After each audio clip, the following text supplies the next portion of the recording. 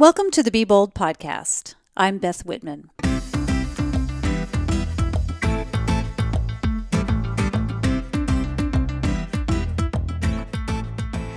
Thanks for joining me for another episode of the Be Bold podcast. Today's conversation is with Megan Bigging. Megan is an ocean rower. Now, prior to a mutual friend introducing us, I actually had no idea what that was. Well, you know what? Maybe I had a little idea because I had heard of Roz Savage, and she also does this thing called ocean rowing. But it was, and it still is, so far out of my realm of knowledge that I couldn't even conceive of what ocean rowing is.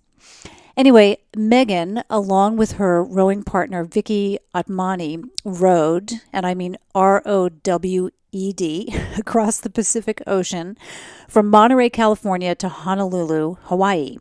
They spent 57 days on the water before crossing the finish line. And in doing so, they set a world record, and that was for a female pair in a classic rowing boat, having navigated that passage. They were more than 2 days faster than the previous record holders. So yeah, pretty crazy. Though there are some people who have rowed oceans on their own, meaning they are not part of an event or a race. Megan and Vicky rowed as part of the Great Pacific Race.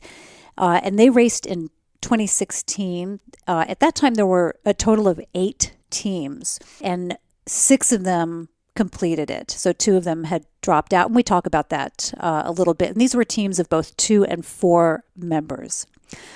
Can you imagine that? I could not fathom that at all. And that's why this conversation was so interesting to me, because I got to ask a lot of questions about something I have absolutely no knowledge of. Now, the first thing that you want to do, if you're not listening to this via the BeBoldPodcast.com website, you want to go check it out and look at the show notes and take a look at the photo of the boat. So I've got a photo there of Megan in the boat. And if you don't know what an ocean rowboat looks like, this is going to blow your mind. Then when you hear her story, it's going to blow your mind even further to think that they rowed their way 2,400 plus miles over 2 months through hurricanes in that boat. So, Megan and I had quite a lengthy conversation, mostly because I had so many questions about the logistics and just really trying to wrap my head around the how and the why and really what led her to making this decision to spend about 11 months preparing for it and then 2 months actually on the water. And then what it was like to come home after what was truly a grand adventure. So even if you're like me and you have no idea what ocean rowing is about, I know you'll really enjoy this conversation because ultimately it's about a person who had an idea that she thought she could do something. And even she admits that this was not her dream, but she warmed up to the idea after seeing how excited her friend Vicky was about it. And even though on paper it looked like a ridiculous idea, she couldn't help but follow her gut and, ultimately follow this opportunity that she just did not want to miss out on. So she does not have any regrets, but as you'll hear, returning home was a bit of a letdown for her. And of course, you can't do something that epic and then not feel a bit disappointed or depressed when you get back home. And it happens to me after every great trip I take. So I fully am on board and understand where she was coming from. Anyway, I know you'll really dig hearing her story. Before you hear that conversation, just a quick reminder that if you're new to the podcast, I encourage you to go back to previous episodes where I highlight other interesting and courageous women doing some extraordinary things. If you're a traveler, you might like the episodes with Samantha Brown and Pauline Fromer. If you're an athlete, give a listen to my conversation with Olympic medalist Nicole Davis. And if you're a Buddhist practitioner, I have several episodes that cover those topics, Buddhism, including 2 with Buddhist teacher Linda Fain. And I've got also a couple of women who are very involved with the Tibetan Nuns Project, and that's Debbie Goldman and Betsy Napper. So go check those out. When you listen to those previous episodes, you'll discover strong women who have overcome adversity. They've started businesses. They've challenged themselves in a variety of ways. They've traveled the world, attained status as world-class athletes, and given up secure jobs to pursue their dreams and passions. You can find all the episodes at beboldpodcast.com, or you can subscribe wherever you find your podcasts, such as iTunes, Stitcher, Google Play, and I'm now on Spotify, so you can check out Be Bold Podcast on Spotify. With that, please enjoy this conversation with Megan Bigging. So I've got Lady, who's actually named Lady of Troy. Ooh, Lady of Troy. Yes, because I got her when I was in college. Yeah. And so I was a Trojan. Oh, right. So, dog in a dorm, bad decision. Ooh. Was your dog allowed in the dorm? Or Oh, you had no. To, oh, Not at all.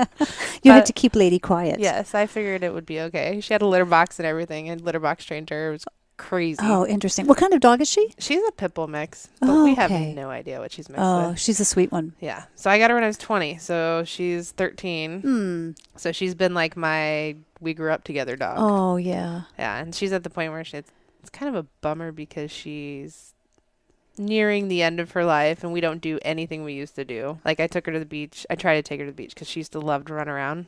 And I took her to the beach the other day and she just saunters around, and sniffs stuff, and doesn't like the cold water anymore. Yeah. No, you're really close to the beach here, aren't you? Like, Yes. I don't know my way around in Santa Monica, but I think I read somewhere that you grew up near the beach. I know your family lives nearby, so I figured, she's probably pretty close to the beach. Yeah, I think it's only 2 miles. Oh, nice. I mean, we ride bikes all the time down there. I drive that way to work every day just because I like to see it every day.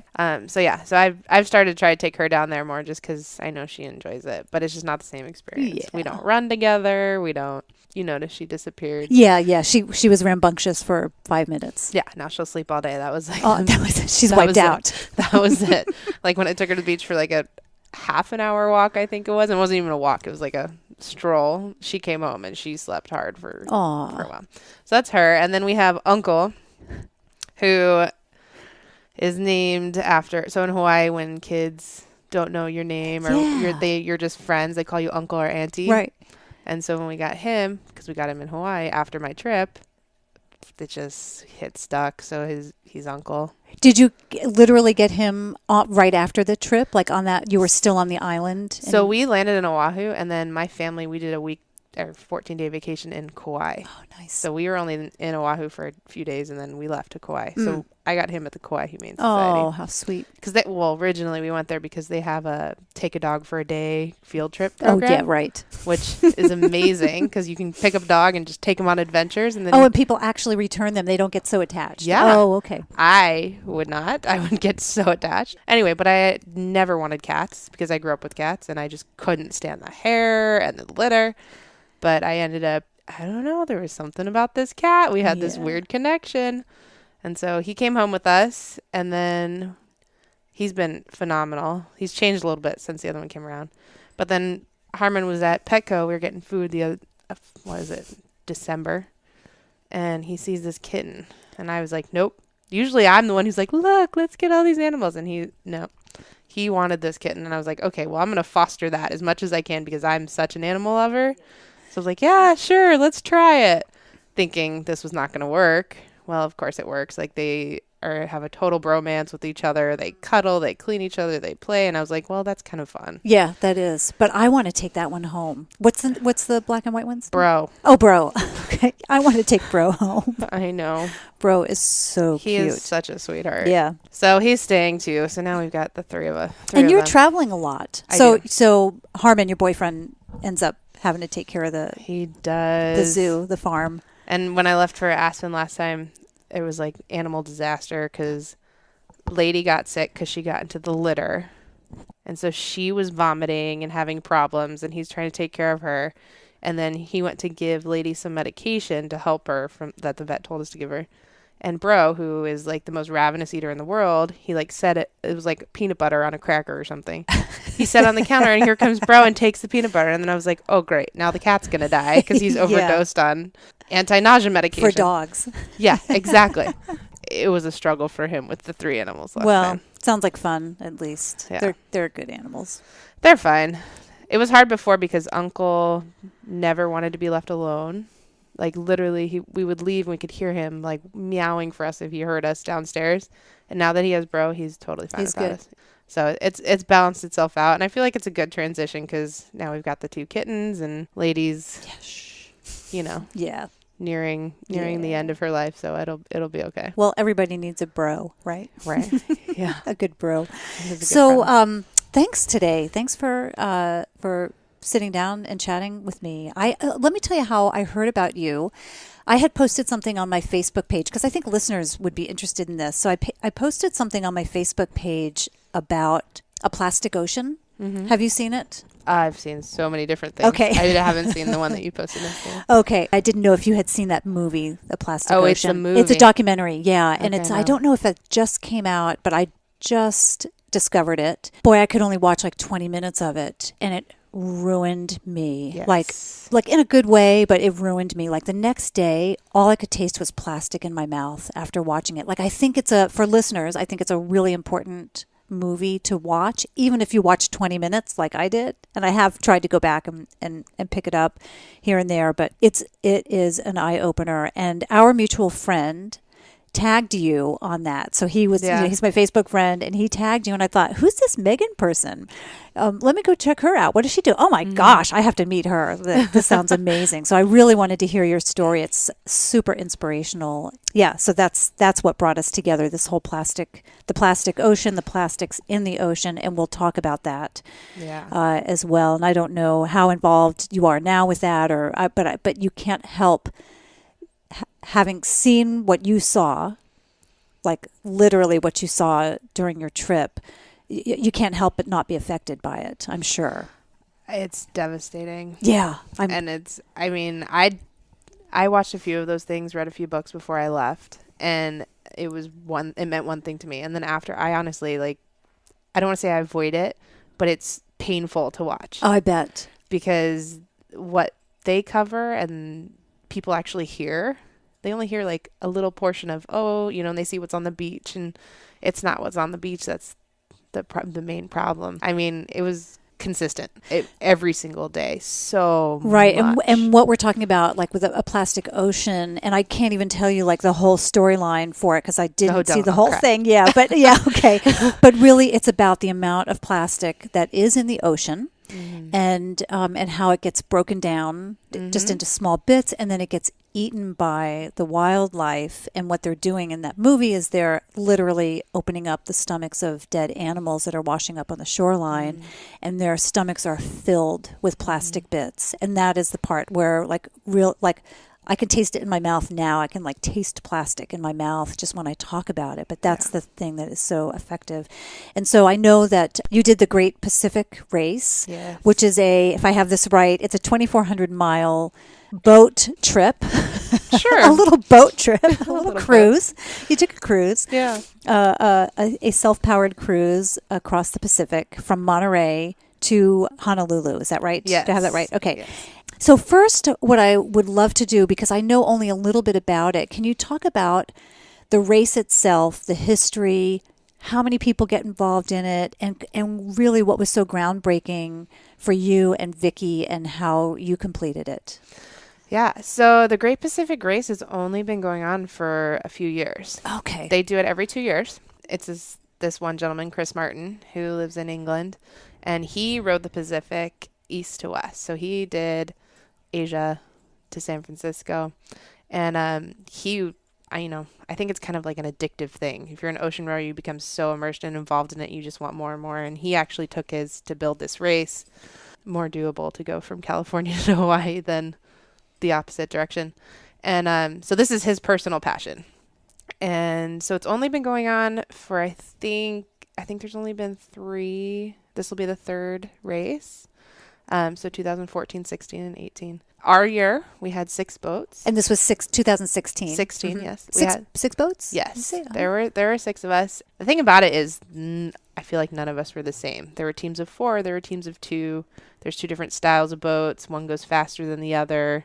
So it was kind of like a big conglomerate. But Chris kind of brings everyone in. You're there a month before, getting ready, prepping, knowing your equipment. Is he doing any vetting in advance, or is he just like, if you're crazy enough to do this, I'm crazy enough to support you? Pretty much. Okay. He will give you every ounce of support that he possibly can. And he's based in England, so he probably doesn't have to worry about as many legal issues as if he was based in the U.S., I'm assuming. I have no idea. But he makes you go through a pretty strict regimen of preparation. Like, there were tons of courses and certifications that we had to get before we could even get to the start line. So everyone has to be pretty knowledgeable, at least about safety and navigation and radio usage, everything. So he makes sure that you have the basics, but then he gives you everything else you need. So if you haven't completely mastered all of those, that's okay, because he'll be right there for you.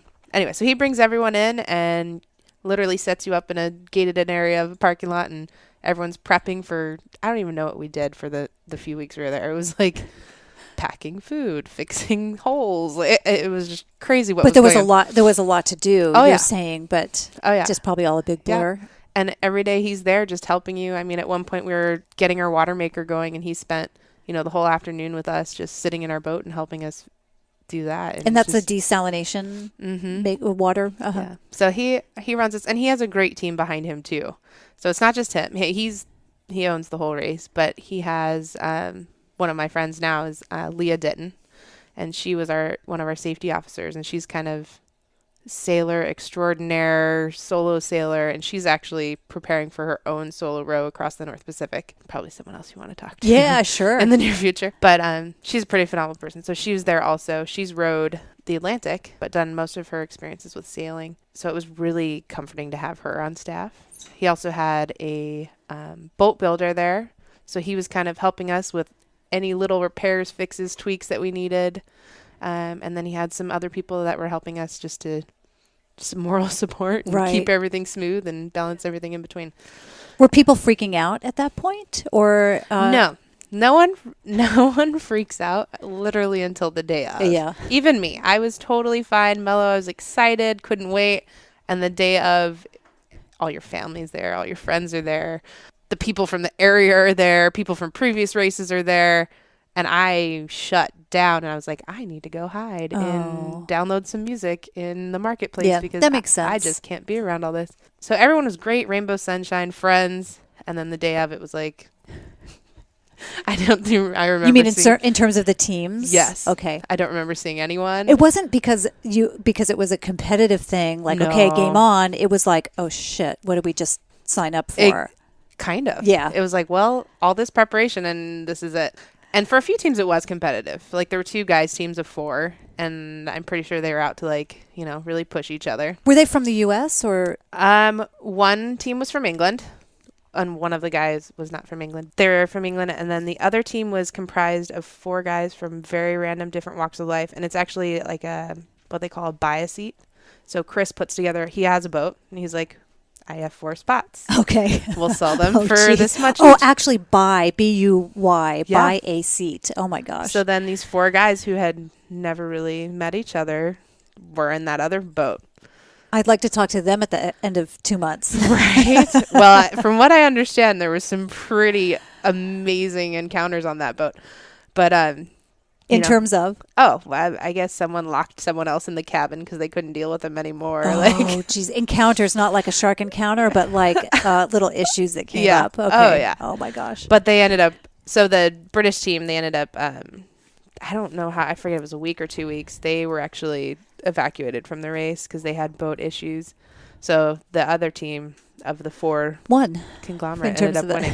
Yeah. And I think they did like 37 days, something like that. Pretty quickly, but they busted pretty hard. The whole time we were getting updates about them, like, why can't we be them? They're so far ahead. Yeah. And how many days did it take you? 57. And it was you and Vicky. Yes. Your, what do you call her? Your roommate? Your sure. I don't know. My teammate. I don't know if there's a technical term for it or not. No, she's my teammate. I mean, was my best friend, so best friend teammate. I say partner, but then that can be misconstrued sometimes. So. I know. So your rowing partner for sure. Yeah. So let's talk about why did you do it? Like, I think that again, from what I read, I believe that I read it was Vicky's initial idea. And then how did all that transpire in terms of you getting on board? Yeah. So Vicky had another teammate, and this was, I think, 3 years out. 2 or 3 years out, I forget. And they were working on it together. I think they were actually living together, prepping. And for whatever reason, they parted ways. The teammate, I don't know if she dropped out or whatever happened, conspired. So she lost her teammate. And she, as one of my best friends, we talk all the time. And I was super supportive of her, secretly like envious. I was like, this is crazy. And she came out. This is so crazy. I want to do it. Yeah, exactly. She came out here to pick up the boat. And it was in Santa She was Barbara. in Philadelphia, Yes, right? So she came out here in Santa Monica. Yeah, so she flew out here and she was going to, or drove out here. I forget. Drove out here. Pick up the boat in Santa Barbara. It was a boat that needed lots of repair. But this boat was her dream boat because it belonged to someone named Rod Savage, who is... She's done a bunch of oceanic crossings, Yes, right? Yeah. She's rode, 3 oceans by herself, and she's a pretty amazing woman. So Vicky was like, this is my idol. This is my boat. So she came out here to get it. I drove up to Santa Barbara with her to help her because I don't think she had pulled a trailer before. And me having worked at USC, I had a little bit of experience. So I figured I'll just help her out. So I go up and we see this boat and we pull into, it was actually in an old drive-in parking lot in a corner covered in tarp. And I was like, oh my gosh, what is she doing? This is like some... And being around boats my whole life, I was like, is this some like boat that's going to be... Is it even seaworthy, right? Yeah. And we pull up and there's plants growing out of one part of it. There's a giant hole in the side. And I was like, oh, okay, well, this is going to be a project. We'll see if she can do it in a few years. And it's purple. It's bright purple. My color, yay. Yeah. I would have been attracted to that immediately myself. Well, that was... You like purple. Yeah. Bright purple boat. So it was like, this is interesting. But I start looking at it, and there's one scene in it at this point because it was Roz's boat by herself. And I'm like, it's a pretty small boat. And I'm like getting more and more interested. And Vicky's just so excited about it. Like, I think I actually video recorded her pulling into the parking lot because she just couldn't handle herself. And I was like, well, I want to be that excited. And then I was looking and I was like, I could row this. I've been rowing for years. And I was like, I'm totally seaworthy. But I didn't really say anything to her. And then we were driving back, and, very slowly and carefully, and we were talking. And I don't know if she had known she was going to be losing her partner at this time, but we kind of had the conversation. I was like, you know what? And we're driving down, Highway 1, so you're looking at the ocean. So it's like this whole thing coming together. I was like, if you ever needed a backup, I would be your backup for sure. I was like, I know this is your dream and support it 100%, but I am really getting into this. And I kind of just let it be. And about a month later is when she called me and was like, please feel free to say no. And I want you to take time to think about it. But my partner and I have parted ways. Is there any way you'd be interested in doing this? And I was like, okay, give me a month and let me figure out what I'm going to do. And so every day for a month in a journal, I'd literally put yes, no, or maybe, and any concerns that I had. And after a month, I looked back on it, but secretly I kind of knew I was going to say yes anyway. I looked back on it and I had a lot of maybes, a good amount of no's, and only a few yeses. Like some days where I really was like, yes, I'm doing this. But then at the end of the month, I was like, Megan, this is ridiculous. Your no reasons are so superficial. So I just kind of ripped them off and I was like, you know what? I'm just going to do it. I was not happy at my job. It was kind of just this weird culmination for me. So I was like, why not?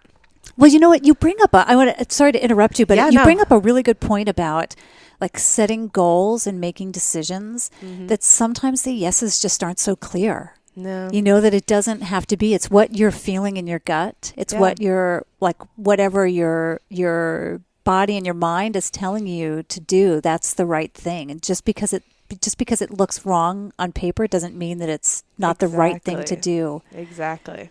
Well, it's because you're so cautious about the yes. Like, how can you be so into something that you're so unaware of? How could I fully say, yes, I'm doing this, not having ever done anything like this before?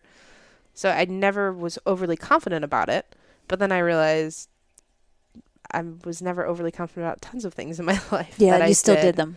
So, and like I said, the no's were no job when I get back. Yeah. No, I'm going to miss my family. And I'm like, well, they're going to be there. How am I going to put my things in storage? Like probably like logistical things like that. So very superficial. And I was like, you know what? That is not important enough for me to say no to this. And I was like, in worst case scenario, I get out there and it doesn't work out. But that's not really the person I am. So I knew I wasn't going to quit. So once I committed to her after a month, and I took a full month, at that point, it was 11 months before the start of the race. Did you feel like that was enough time to prepare? No, not at all. What has to be done in that time frame? So I had to get my survival training, which is a weekend course. It's like 3 or 4 days. I had to go to San Francisco for that. I had to take a few navigation classes actually, because I had zero navigational experience. I had to take my VHF radio class. I had to train because at this point I was just a washed up rowing coach, like who hopped on the erg. But you were still working, right? As a rowing coach? Yes, I was still working. At USC. Yeah. Right? Well, and that's the other thing is I was still, working at USC, which that's a full-time plus job to begin with.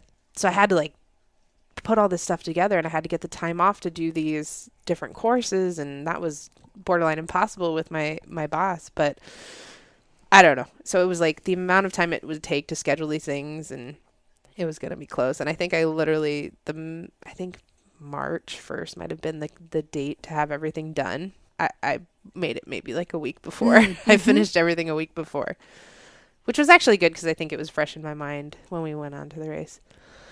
But you mean like the week before the race? No. Or the week before the March, deadline? Okay. Which I think, honestly, Chris would have been pretty flexible. So in hindsight, he's a pretty flexible guy. Yeah. But I meet deadlines. Right. Like, you don't go over the due dates. So. And there were probably people who were just, who probably wanted to do the race or thought they wanted to do the race who didn't. I mean, like, that's a test, right? Mm-hmm. For him to have requirements and goals and dates. And if you're not going to hit those, you're probably not going to show up on race day. Right. That's the thing. Right. Exactly. So, and you need to at least have that level of commitment. Yeah, exactly. To this. So I had my 11 months to get ready. And at that point I hadn't really trained aside from basic fitness, as like a normal human being. I hadn't like strength trained or anything. So it was kind of busting it in gear to start lifting weights again and getting back into actual rowing training, which was good that I was working at USC because I had like a gym. You had access to it right outside my office. So that was easy. And then I had a series of injuries that I also had to manage on top of that to make sure that I wasn't going to have problems with them out in the ocean. So I was doing physical therapy and I was training and I was taking these courses and it was just crazy 11 months. Did USC know what you wanted to do? Like, did you approach it and say, I'm going to take this like a 2-month sabbatical, I'm going to take some time off and then come back to my job? Or were you kind of hiding the fact that you were preparing for this big trip? So when I first told her yes in April, I decided that because my contract was up in July. So I was like, I need a job for at least this next year. So if I tell him now, I may not have a job. So I'm hid it from him, I think, until maybe September or October. Oh, wow. Okay. I forget when I told him. But then I approached him and I was like, this is what I'm doing. I think it could be a really good thing publicity-wise for recruiting, for our team, as an alumni, because I used to go to USC Yeah, too. for sure. Like, I think this would be great. So I would love to do this. I would love to have USC support, put USC sticker on the boat, whatever it might be. And I'd love to have my job back when I get back. And he pretty much laughed me out of the office and was like, well, that's great. That's wonderful. But no, you won't have your job back. And I was like, okay. And I was like, well, are you going to fire me? Pretty much. And he wouldn't fire me. So he forced me to resign. Because if he fired you, he'd have to pay out my contract and all this other stuff. So it was actually mentally a very good thing for me because it forced me to make that decision of my life is going to make a turn. And as much as I've been working towards a coaching career, this may be the end of it. It was so difficult to make that decision, but at the same time, it was easy in the sense that I knew I needed a new transition. So big decisions like that are always difficult, though. There's, and I talk about this. I've talked about this with other guests too. It's like there's that transition time between when you kind of think like it's the month that you took, right? Yeah. When you were trying to figure out whether to even actually do the race. It's like there's that transition time where you are you kind of want to do something, but you don't know if it's the right thing to do. And so you kind of make yourself sick thinking about it. Oh, so it's yeah. like, do I leave the job or not? There's that transition time. And then when you finally make the decision, you're like, oh, like then just Exactly. everything opens up and it's like, okay, now everything, like the path just clears and opens up and everything kind of comes to you that's supposed to come to you. Yeah, it's like this massive weight that lifts off your shoulders because you've been so stressed out about it. And then And you didn't even realize how stressed, No. right? And then I could really be excited about the row because that was my only focus. My focus was not what is my job going to be when I get back or what am I going to miss when I'm gone. It was I literally only had the row to think about. I mean, I had to finish the season out and I really wanted to do the best that I could for that season. But I just got so engulfed in the race at that point because I was like, it was a relief. It was a blessing in disguise that I went absolutely. that direction. I do, still wish I was at USC sometimes, but then when I have weekends free, I'm like, oh no, I don't. Oh, because you had to work through the weekends. Oh yeah. I mean, it was a 24/7 job, but for me, the struggle was, I had graduated from college and I was coaching and I was quickly moving down that path of this is what I'm going to do with my life. I had made that decision. I was doing all the education I needed, all the experience I needed, networking. Yeah, that was a hard decision to kind of just give that up. And I wasn't sure I was going to give it up completely. And I'm still not sure. At that point, it was like, okay, this is a massive risk. And it was okay in the end. Well, it's not the end, but yeah. So far. So race day, everybody's getting all their stuff together. Oh, yeah. Everyone's freaking out on their own, but not admitting it. Yeah. And the gun goes off or whatever. Yeah, so goes off, and Chris guys makes it this lovely thing. He actually has everyone. It's not anticlimactic. He makes it a nice big deal, and you feel important and you feel special, but it's also horribly intimidating. And so you pull up by this dock in the marina. You've got everyone standing there, and he actually does radio checks with all the boats, so you can hear everyone on the radio saying, this is Sedna, we're ready, basically. Sedna's the name of your boat. Yes, and using all of our VHF lingo, and I think I slurred my words. It was horrible because I actually picked up the radio and I said something. I was like, whatever I said, and it was so embarrassing. But I was like, oh well, that's the nerves coming out. Sure. And then we one by one march out, like very slowly because rowing boats are very slowly, to a coordinate location that he set up buoys at.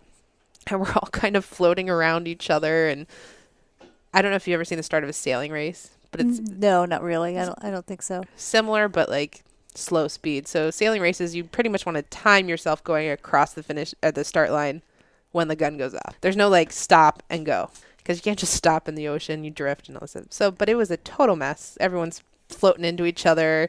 And then you've got this one team, one of my favorite teams, Row Aloha. They're cruising back here and they got it. They were doing, they were going to go across the line at the start gun. All the rest of us are piled on top of each other. Because they were just moving up slowly like you do, right? Yeah, on the outside. They're smart guys, Long story short, he ends up blasting off a cannon. And you've got all these sailboats and people and everyone's out there. And it's pretty anticlimactic if you think about it because we're so darn slow. Everyone just slowly starts going. And then you have these sailboats that are following us, and our whole family's on these different boats, and we're all yelling to each other like, okay, love you, see you. My mom's crying. Of course. Will I see you again? She's probably thinking, right? Yeah. And then and at that point, seeing my family on that boat, I finally got this feeling of, holy crap, you are such a selfish human being. How could you do this to your family? I was like, it wasn't like, oh, okay, I'm scared to go in the ocean. It was, they're so upset. They're committed to this and they've tried to be supportive and excited for me, but they're really upset. And I felt so guilty. So that first. And then you have no one to talk to. Yeah. Then you can't say how you doing tonight, Mom? I'm here. I'm okay. Yeah, right? Exactly. Because it'll cost you $1 million in a minute. Yeah, and the sat phone. Yeah. So it was this overwhelming sense of guilt like I've never felt before because I was like, Harmon's here, he's supportive, but he's upset because he's worried. My dad has actually done the Transpac race sailing, so he kind of knew what I was getting into. He was just excited. There's my daughter. Exactly. He was so excited. And then my mom, I think was just absolutely mortified. Because even though I'm, 30 some years old, I'm still her baby, of course. So she was not so happy. And then all Vicky's family was there too. And at some point, I think we got to the point and it was like, all right, we're not going to follow you anymore. And we're like, okay, well, let's go. I don't think I talked to anyone again for like almost a week.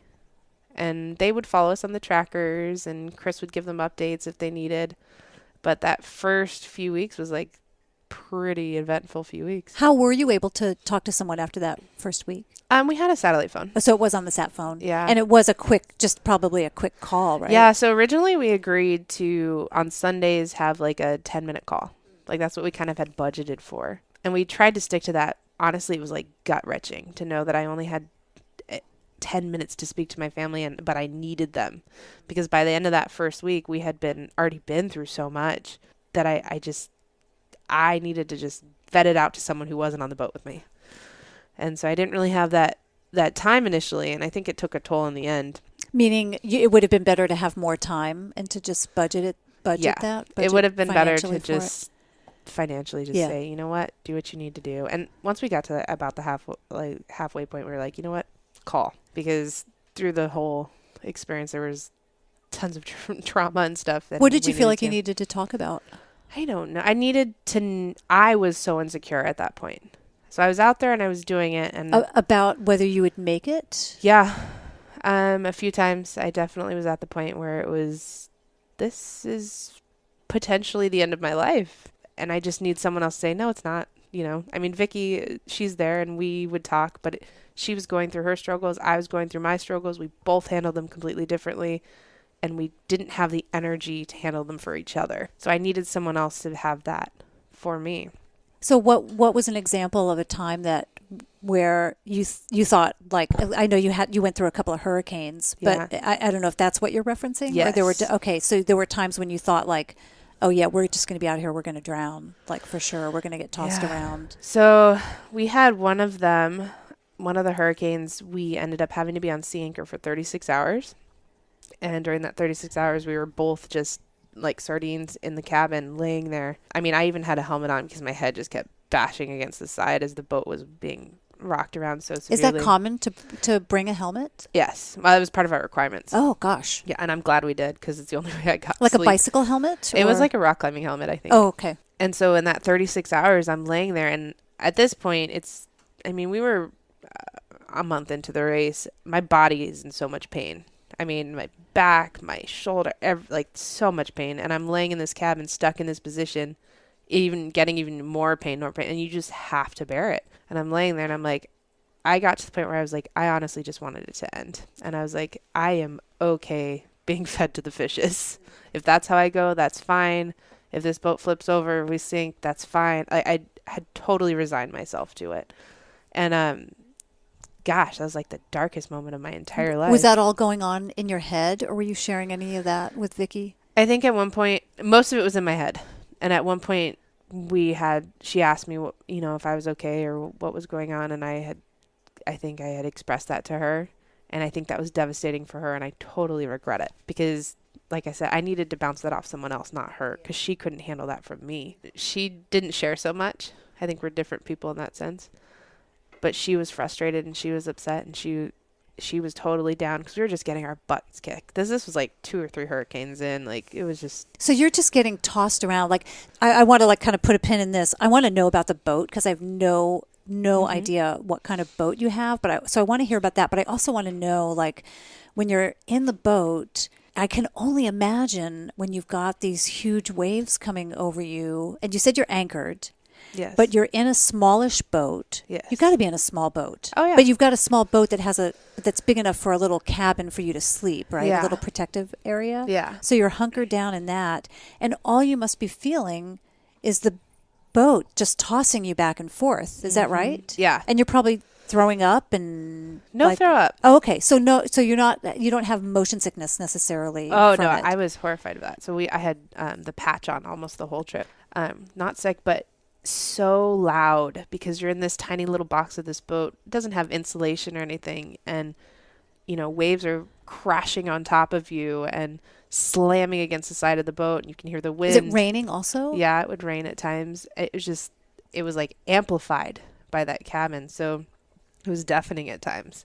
And you just have to lay there and take it. I mean, you can't fight the boat rolling. You can't fight the jerking around. You can't even predict it. You're really just being thrown around. So the waves are the waves are such that they're tossing you around, but they're not like coming over you and just smashing down on you so that you won't bob back up. No, they are.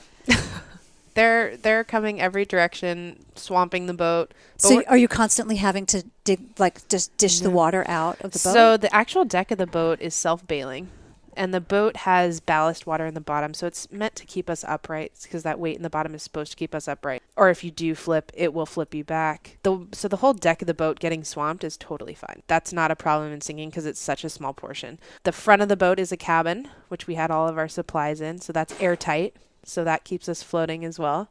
And then the back of the cabin where we were sleeping, similar. Airtight and has more supplies than us in it, but also is supposed to keep us afloat. We weren't allowed to really open the doors because if you open the doors and then you get water in your cabin, that's when you risk sinking because that's what's keeping you up. So you're in this tight confined space that's hot and steamy and oh right, so then there's not only is there water pounding down on you, but then it's hot because you're in the Pacific Ocean and right on your way to Hawaii. Yeah, it's going to be hot. And we have one little vent that was above my head, and every once in a while, if I felt like it was going to be just 2 seconds of no waves crashing, I had to open it up and just be and breathe the air and close it because it was just nice to have that cold air because it would just get nasty in there. How do you mentally either prepare for that or just deal with it?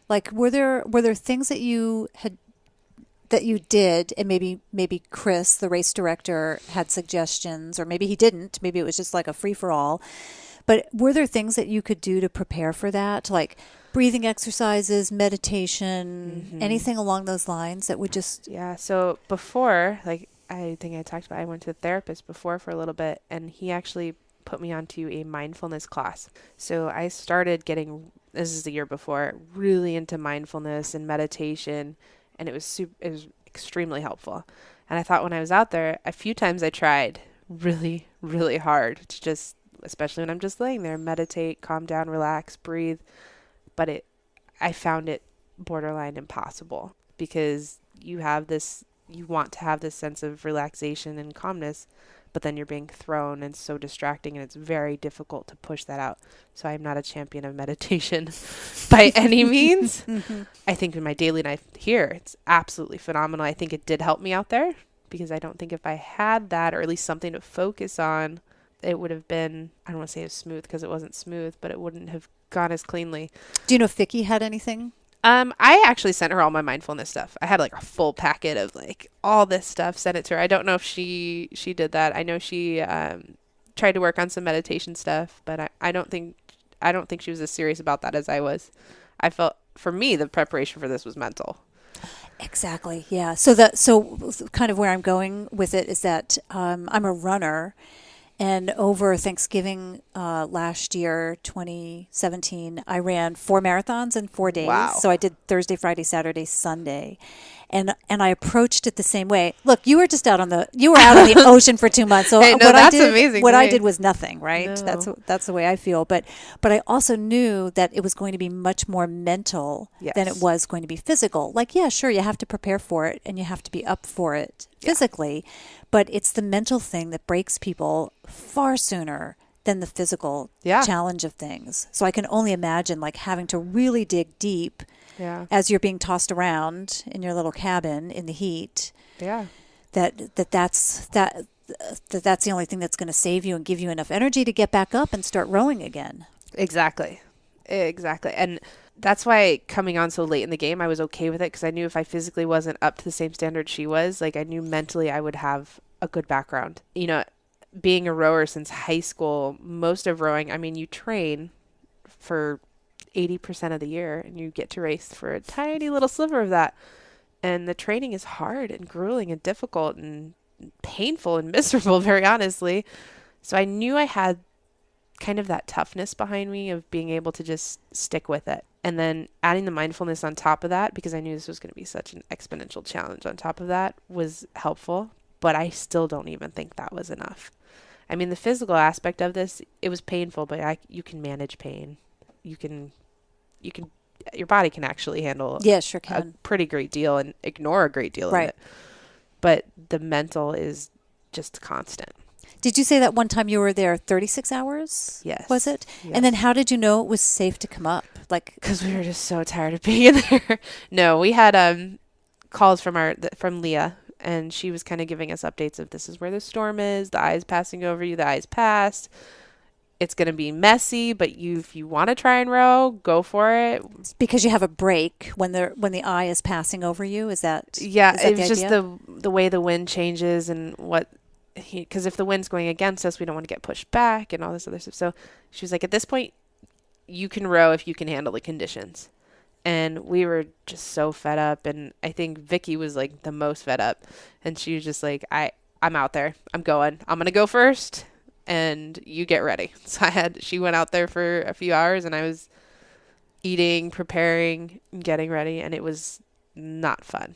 It was super wet and sloppy, and it's not easy rowing. It's not just flat water rowing where it looks pretty and fun. I mean, sometimes you get your oar in the water, sometimes you don't. Sometimes your oar catches a wave and hits you in the ribs. And it was literally just a slog, just trying to just make progress because. But the alternative was to what? Wait until calmer weather? Yeah, which would not be smart because the way the hurricanes work in the Pacific is once one starts, it's kind of like another one, a constant track of them going, and they just come one after the other. And that's pretty much what happened to us. Is the first one happened, Agatha, she happened, but it didn't really affect us so much. It was farther south. And then Blast came, and it came closer to us. And then Celia came, and it came right over us. So it was like, and then Darby came, and it was right behind us because we had luckily just passed. Okay. And then there was another one even right after that when we were just getting to Hawaii that we were like, you just missed it. Please don't come our direction. Yeah. We've had enough. You weren't the last ones in, were you? Yes, we were. were. You were. And so out of 6, one of them dropped out. They had 2. 2 dropped out. Yes. What was the other group that dropped out? So the other group was a pair of amazing endurance athletes. They were endurance runners. And they actually, in the first few weeks, so about the same time frame as the boat of 4 guys, we had really bad weather. I'm like 30-foot waves, crazy wind, super intimidating. And they had flipped their boat, and Erin actually like shattered her wrist. And so they had an actual rescue, Coast Guard, Black Hawk helicopters, whatever it was, come get them because she could not physically. And the poor girl's got like pins in her wrist. And, oh my gosh. Yeah.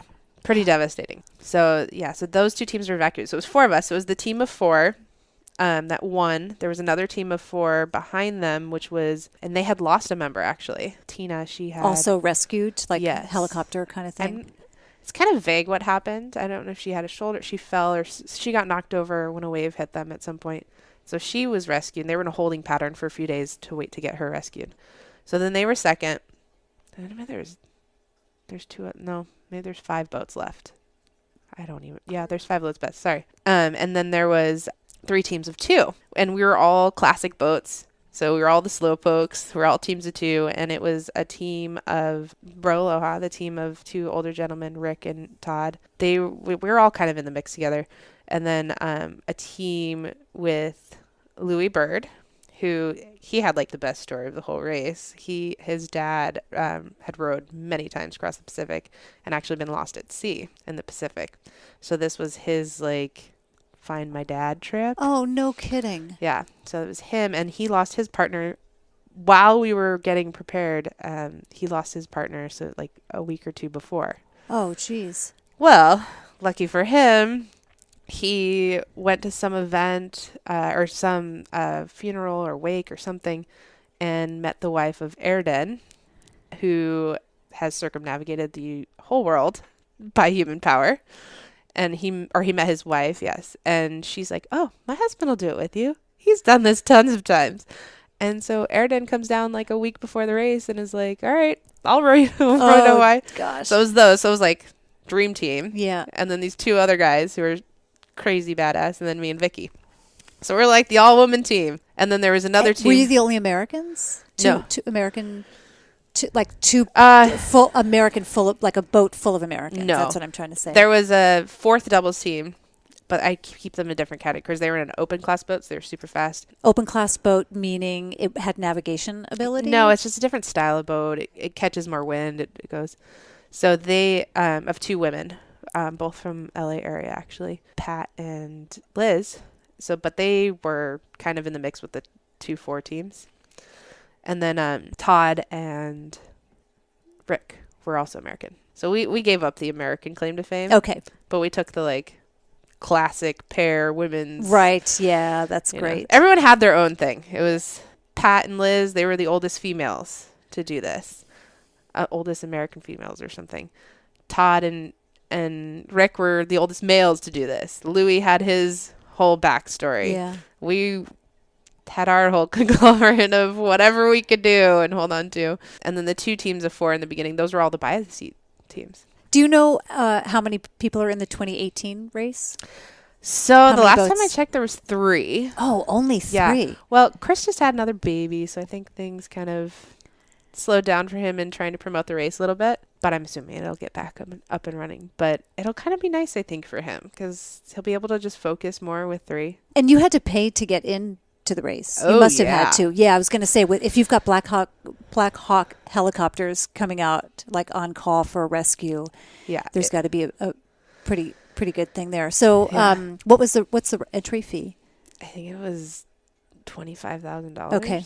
I mean, it was pretty substantial. But we did fundraising for pretty much covered everything. Yeah. Our great. goal was to fundraise for all of our needs and then raise extra and donate to some ocean conservation. Right, and that's what you did, right? Yes. So, but I don't know how much we actually raised for them because it ended up being so expensive for us to do this. But that's okay. I've contributed in other ways. I misspoke earlier. It's actually 8 boats. We went down to 6. Okay, 8 what boats. I was thinking. Yeah, Yes. got it. Yep, 6 finished. Yeah, 6 finished. So everyone had their own story. Everyone was their own speed. And so everyone experienced different weather also because we were spread out over 1,000 miles of each other. So the folks who were kind of the front runners who finished in 30-something days, Yeah. did they not have any of the hurricane issues? Not really. Yeah. I think they had a little bit of one, but that was it. Like they didn't, I mean, it was. And it was just kind of, it was a hurricane. I mean, you can't control hurricanes. You don't know if it's going to show up on a certain date. So it was just kind of luck for them that they were out there ahead and then ahead of the hurricanes. Is that right? Yep. And then everybody else kind of got stuck in the hurricanes and then ended up losing time because you're just hunkered down waiting for it to blow over. So it was kind of the 3 teams, the 3 classic pairs in the back getting just slammed. And we were the last of them. And at one point we had a stop. So we were only allowed to go so far and they wanted us to stop and I think the other 2 teams had to stop for like 2 days. We only had to stop for 12 hours because we were so far behind. Uh-huh. But we got to catch up with them and stop there because there was another hurricane coming that they wanted to go in front of us and not have us row into. So it was just kind of a So it's got to be strategy. amazing you said Leah, who's kind of coordinating and talking to you about when the hurricanes are coming. It must be so fascinating. Like I should talk to her Yes, to be on definitely. that end of things, to be watching and saying, okay, now you need to row as hard as you can to get to this point, Exactly. and hopefully, and just to have that knowledge of where the hurricanes are hitting, what kind of weather systems are coming through. Yeah. And she would literally say that. She'd be like, please row as hard as you possibly can for the next 36 hours. And I'm like, okay, yes, ma'am. Yeah, right. No pressure there at all. Well, at that point, we were just like, whatever it takes to get there because it was kicking our butts. And once the hurricane goes by, the water doesn't smooth out for ever, so it was just constant churn for weeks. Well, how do you deal with just like personality in terms of being in a boat, the 2 of you, and really, like you said, like nobody else to talk to. You're in your own head. You've got your thoughts. And no, I got a lot of questions here. No, that's okay. So you're rowing at different times, right? You're not. Are you rowing at the same time? Is it a 2-person operation? We strategized a few different ways. Because in the first few weeks when we had those massive waves, it was too much to handle one person. So we tried to row 2 at a time for 10 hours, 12 hours. But it was just too exhausting, and we weren't end up making a lot of headway because we were just our bodies were too tired. We needed a break. So we tried that for a while. So we would row like crazy, and then we'd both sleep. And then sleeping was not fun because you're on top of each other. So that didn't work. So we tried the standard 2 hours on, 2 hours off. But we felt like we weren't getting enough sleep in that 2 hours because you had to eat. You had to clean up as much as you could, make water, make food, repair anything. So that wasn't working for us either. And we felt like we could row longer. So then we started going to a 3 hours on, 3 hours off. And that ended up being where we sat for the majority of the time because we could get sleep. We could get what we needed to get done. And that was through the night also, right? Oh, yeah. This is 24 hours a day. And so that's where we settled in, which I think is different than a lot of teams. They like the 2 hours on, 2 hours off, but just worked for you guys. It just worked for us. We were happier.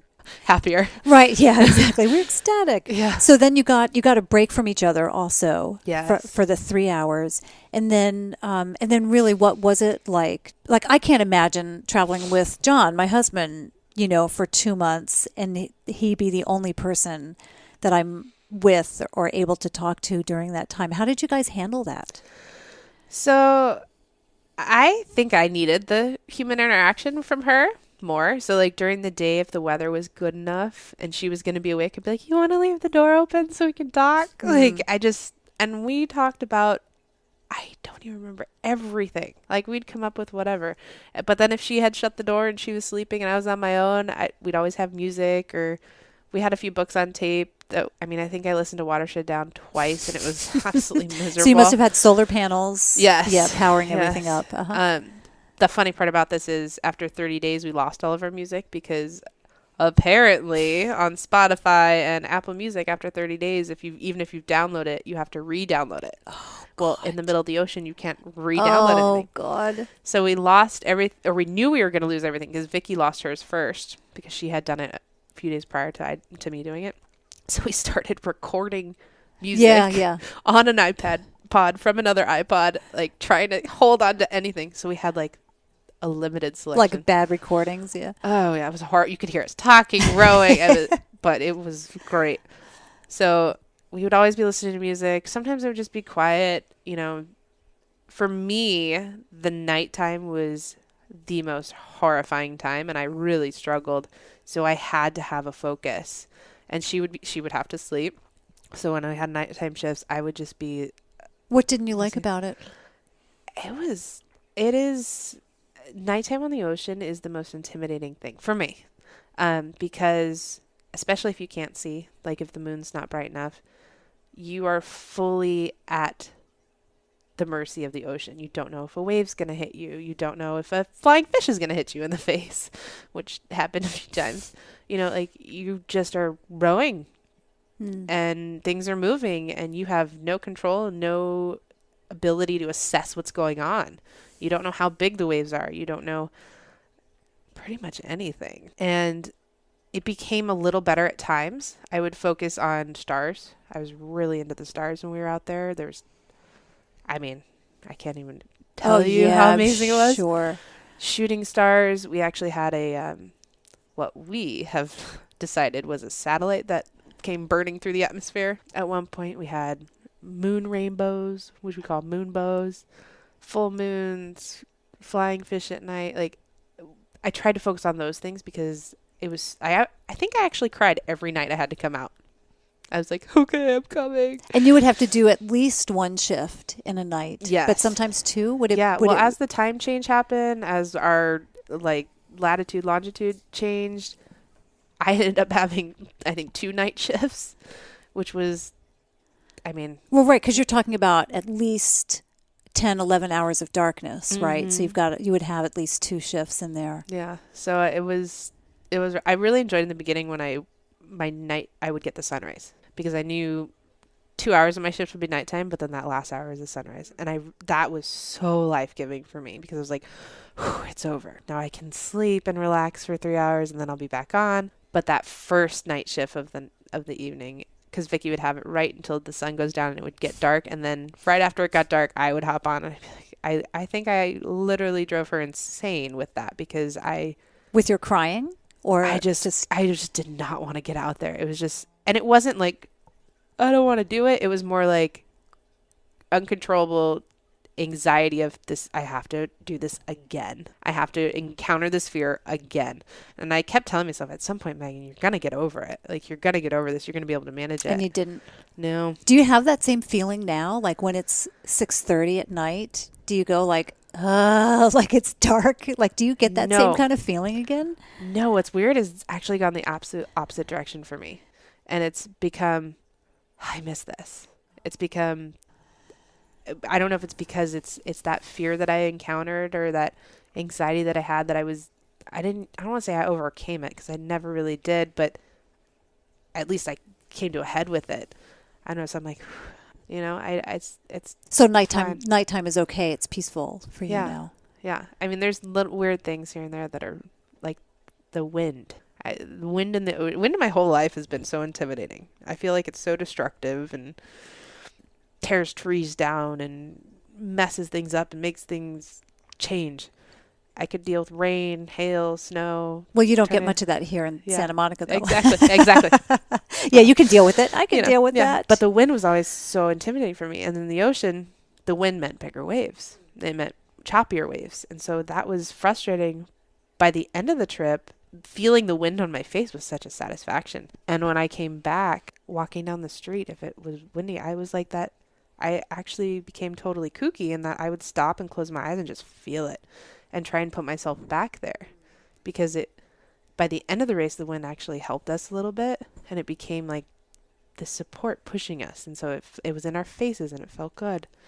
So it's this total weird mental dynamic of something that's horrifying and miserable to you to turning into something that's life-giving and freeing. Do you think about doing it again or something similar, a big challenge? Yes, all the time. What do you research? Like, what do you hear about and go, oh, maybe that? Everything. So this was like my main focus for that period of time. And once it was over, it was climb this mountain. I've never been so happy and so fulfilled. And then all of a sudden it was over. Everyone started going home. And it was this massive dip and down of, okay, I've quit my job. I've accomplished what I wanted to accomplish. What am I going to do? Like, what's next? And so I was like, I'm going to trail run. I'm going to be a trail runner. But when you first get off the boat, you're not allowed to hike and do all this other stuff because your bones and there's a whole medical. Oh, tell me. It. Yeah. What about it? Well, because you're not walking, you're not using your muscles the way you should. Your bones are not getting the circulation, the usage that they have. They actually can become very brittle and sensitive. So you have to kind of work your way back up to exercise. Interesting. So I would think you'd get off and you'd be like so fit. No, not at all. No, I mean, I lost all my glute muscles. I mean, it was almost embarrassing. It was like an inverted bottom. My quads surprisingly were gone because you're not using as much of your legs as you do in normal rowing. Great abs. That was phenomenal. Loved that. But so it took me a while to get back. So I couldn't trail run right away. I couldn't even hike that much right away. And I had so many physical ailments when I got back that I couldn't grab a bike handle because my hands were so messed up. And so were they calloused, you mean? Or like messed up in what way? Just that was probably one of the most painful things that happened. But I ended up having I had no strength in my hands once I started recovering. So when I first got there, they swole up. Absolutely massive. When you first started rowing? No, when I first landed in Hawaii. Okay. Because I was using them every day out there. And then when I landed in Hawaii and I didn't use them every 3 hours, it was like, they were like, okay, time for us to recover now. And so they instantly swell up, trying to heal themselves. Because I'm pretty sure my tendons and everything were just shredded. Yeah. And calluses, no problem. Blisters, no problem. But I couldn't grip anything. I couldn't even walk my dog because I couldn't hold on to her. I had no grip strength. And then and I still have problems. I have trigger finger. So my fingers would get stuck. Weird. And I couldn't open them. Uh-huh. So that was like, so I had like all these like weird little ailments. I was like, okay, so I can't trail run, can't ride my bikes. Well, first, did Chris kind of give you an idea, or did anybody give you an idea that this is what's going to happen to you when sure. you're done? But you don't listen. Right. Well, you don't know. You don't know until it actually happens. And you go, oh, this is what that person was referring to. Like Leah said, she was like, oh, your leg muscles are going to be on. I'm like, no, I'll do squats on the boat. Yeah, right. I'm like, no way. I'm like, I'll walk around the deck. No. Uh-huh. If it wasn't required for survival or safety, it wasn't required. Yeah.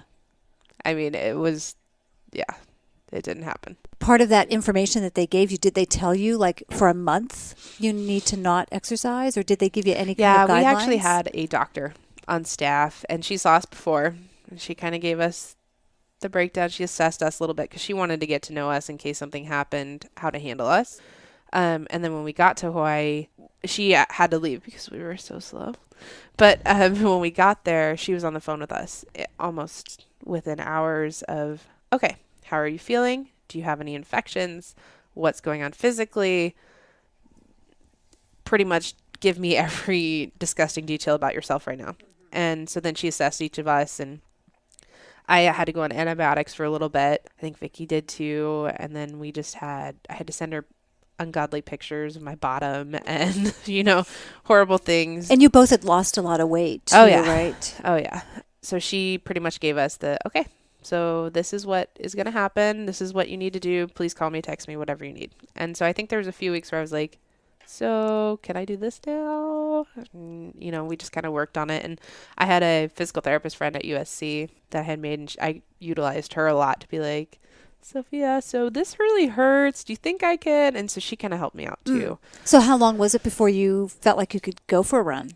Oh, I think it was at least 3 months. Wow. Yeah. Boy, that takes a lot out of you. Like the downtime, like your 2 months, and then like nothing. Then nothing after that. I think I went for a walk with my dad in Hawaii, and I've never reached my limit walking. And my he's an avid walker. That's what he does. And we just went walking by the house, and I think I made it like 1.5 miles, and I was like, Dad, I gotta go home. I was like, I can't walk anymore. Uh-huh. And he understood. Dad's so excited. He was like, sure, you need a piggyback. I was like, no, I'm going to walk home, but this is it for me. And that was so frustrating because being a competitive athlete for so long, you never want to admit defeat or stop your body. Plus, I mean, it takes a toll, physically and mentally. It's being sick and not like, I want to get out of bed, but like, I can't because I'm not feeling well. Right. Well, and I think it was hard for people around me too, because they expected me to be that athlete, that person that I was before. And I was pretty feeble, like not being able to walk the dog. Like that was hard on Harmon. He was get frustrated. Like, gosh, can you walk your dog? And I'm like, I can't hold on to her. Like I actually can't hold on to her. And that's stressful. And it's so weird. Like, just listening to that, I'd be like, that's weird. Like you've been holding on to something for the past 2 months. Exactly. You're telling me you can't hold on to a dog. Exactly. Leash? It was just things people had mentioned, but I didn't take seriously, I guess. And not in a bad way. I mean, it was going to happen regardless of what I did, but it took a toll. But I mean, I don't regret any of it. I still have ailments and problems from it, but I'm like, take them to the grave with me. I know, or you'll bounce back. It'll just take some time. So I want to get back to. Yes. Well, there's a lot of questions that I want to go back to because we keep going down these fascinating paths. But I'm interested back to the relationship of just kind of being on that boat. Yeah. Like, were there times where you can't be on a boat and not get into arguments with somebody? Just like you're not rowing fast enough, or I don't even know what you're eating, but like you didn't cook the noodles enough, or whatever it is. I don't know. How did you guys deal with that? And what kind of issues came up? Yeah. Because it's 2 months, right? Mm-hmm. What came up for you? So Vicky and I were really good friends because we balance each other really well. Just our personalities, I think the way that we handle each other, that's why we thought it would even be just a great duo. And I think it worked well for us for the most part. But like I kind of talked about earlier, I became exhausting for her and she became exhausting for me. And because you needed a strong person there to bounce off of. Right. And where I was like, not asking her to fix my problems, but I'm like, Vicky, gosh, I'm just so tired. It hurts. And da da da da. And she was just like, well, it hurts me too. You know? So she was like, stop bitching. Do you know what I mean? And where I was like coming up with ideas and things to do, and she was stressed out about them. Like, we had a part of our water maker break. She's like, that's it. Our race is over. I was like, no, it's okay. We're going to find something to fix this. We will figure it out. Like, we have a hand water maker. Got to MacGyver it. Yeah.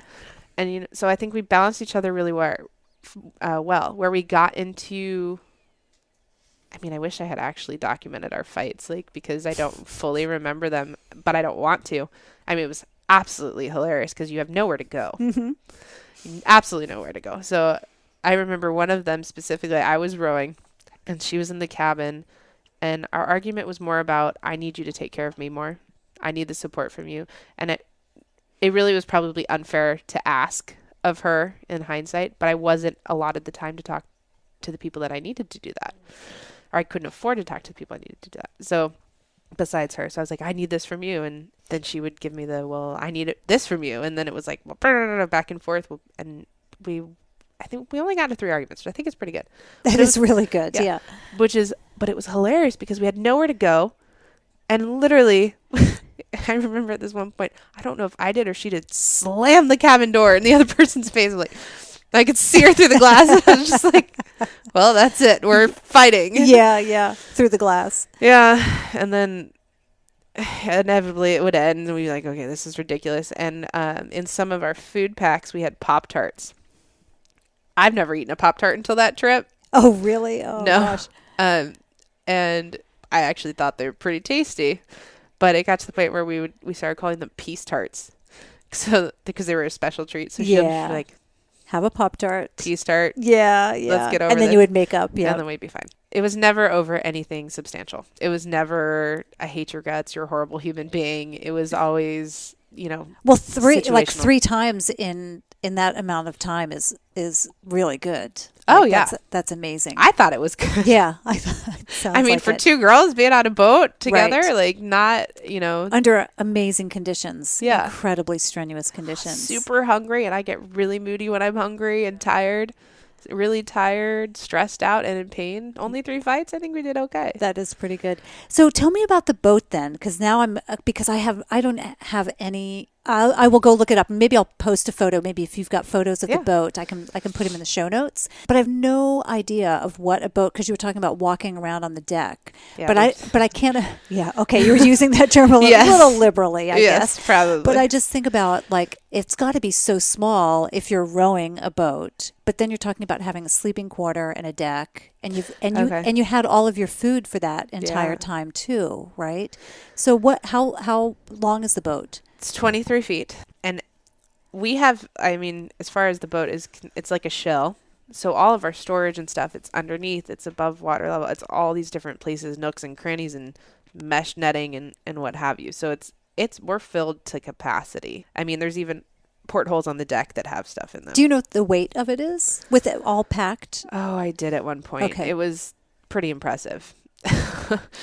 And it's funny because Leah kept telling us, she was like, you know, I cut the corners off all of my bags because that was going to be extra weight. Oh, my God. And we were like, oh, that's ridiculous. And she's like, you need to edit these tools. It's too much weight. And then when we got out there and we started to realize we're going slow, we literally dumping oatmeal, dumping, you know, things we weren't eating or drinking because it was just like, we just anything we could because it was actually made a difference. Yeah.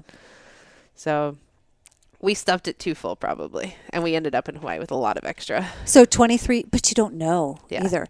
So, and you're probably calculating, I'm going to burn this many calories a day. Exactly. I need to consume this much and then some. It's you can't figure, you know, it's really hard to determine. Exactly. And you never eat as much as you're burning. Oh. Yeah, you can't do it. I had problems eating. Initially I wanted nothing but salty food. I was like, give me like beef jerky. And Vicky was like, I need the sweets. And I'm like, great. Take all the M&Ms out of my trail mix. I can't stand them. They were making me nauseous. And then it turned. But I like had a very hard time constantly eating because I mean, you had to eat every shift. Right, sure. And at one point, I learned my lesson pretty severely because I hadn't eaten very much the shift before, and I actually started going into shock. I mean, I was shaking, and I was about to pass out, and Vicky was like, "Oh, this is not good. Have a Pop-Tart." Literally, she tossed me a bar or something, and I was like, "Oh, I'm normal again." But I'm going down. Right. It was pretty bad. He just handed me actually a picture of the boat so you can get a great better idea. Wow, look at that funky boat. Yeah. Oh, yeah. I'll definitely post this. I had no idea what this would look like. And yeah, there's no deck for you to exercise on. No. So yeah, just for the record, for our listeners, yeah, you'll see. Is this a standard kind of boat that people would use? So that's the classic model of boat. And so it has a classic model of boat in what is this called? A classic ocean rowing boat. So the classic one, the shape of the hull is different and it sits in the water more. The open boat sits more on top of the water and has one large cabin in the front as opposed to in the back. How many people are like ocean rowers that this is a thing? It's actually surprising. I mean, it's a fairly small community, but there's a great deal. Huh, interesting. I find it's mostly like based in England. A lot of British rowers. Is Ross English? Ross Savage? Yes. Okay. Yeah. Interesting. Yeah. So I mean, it's not big, but it's much bigger than I anticipated. Yeah. Though I see how you have all that space to like nooks and crannies. I understand. It's like it's almost like the stowage in an airplane. Like that's what it reminds me of, where you would have to slip in and like a long, if you were sleeping in it, you would slip into it. But it's pretty tall and I see it's big. So yeah, it's big enough to get us across an ocean, I guess. So lots of food. You had to carry everything with you. And then were you kind of worried about your nutrition for those couple of months? Were you trying to, did you say like, I need this much protein or I need this much glucose and sugar? Or did you just say like, I like to eat oatmeal and Pop-Tarts, so I'm going to bring oatmeal and Pop-Tarts? Yeah. So Vicky and I talked about it a lot. And I was like, I'm not a picky eater at all. I'm like, whatever you want to do with food, I'm good with. Like, which in hindsight, I totally should have done something a little different. But because we just had a lot of the same, that we would get tired of things, and at the end of the race we were picking through packs. But she put all the food together, and so she did a pretty good job of like, because we had a level of calories that we needed to meet. How many calories a day? Do you remember? Oh gosh, I don't remember. Probably 4,000 or 5,000. I think it was more than that. It was crazy. But we had a level of calories we had to meet per pack. So that was part of our scrutineering, is they checked how many calories were in each of our food packs, because they need to make sure that we have enough. Yeah. So we had a lot of like nuts and bars, and we would have one warm. Did you have like Cliff bars and Pro bars and Kind bars and everything? Yeah, a vast variety of bars and nuts. I think I didn't eat nuts for a year after. Very honestly, because it was just so time consuming chewing them. I was like, I wanted things I could just shovel in. Oh, interesting. And one of the other teams had given us a bunch of those Justin's peanut butter packets. Yeah. Oh, those were phenomenal, because I could just squeeze them in my mouth, swallow them, and I was like instant nutrition. And I could go to sleep. Couple hundred calories. Yeah, but things I had to actually chew and take the time, it was just too much effort.